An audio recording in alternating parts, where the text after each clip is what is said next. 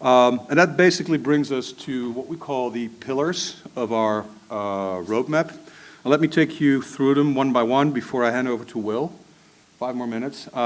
First of all, hybrid, right? And I would say hybrid is all about flexibility. And when you look into our space, most of the vendors, including us, speak about the content delivery aspect, right? Where you can deploy the CMS headless, where you build your own, proprietary React or Angular app and feed it with content, or you use the delivery tier, or you do both. That's only one aspect of what we call hybridness.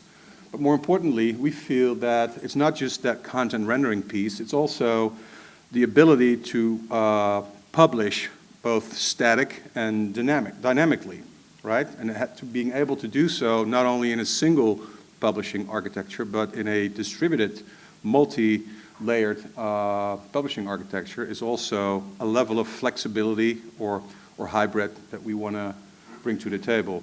And then lastly, being able to deploy our decoupled product both in your private cloud or public cloud as well on-premise and do that at the same time is something you don't see that often. And I know we have some customers already doing this for a number of different reasons, but that's a level of flexibility or hybridness that we want to bring to the table. Continuity, super important if you're delivering customer experiences, right?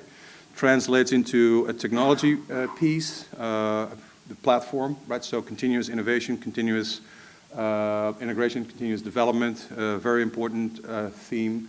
We'll talk about it in a minute. Also containerize, dotCMS, very important trend, but also in a microservices and serverless architecture is very important. So we're going to double down on that for sure.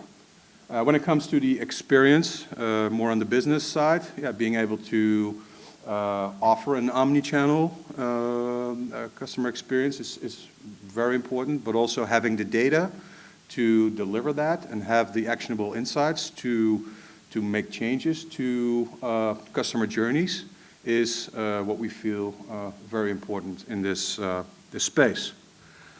No-code, I called out already. So when we're talking about no-code, it's really about putting non-tech CMS users in the driver's seat and make them as self-sufficient as possible, right? You can do pretty much everything without having to engage or bother the developer teams. But also it means that you can free up IT resources to focus on the cool stuff, innovation, right? And so that cuts both ways.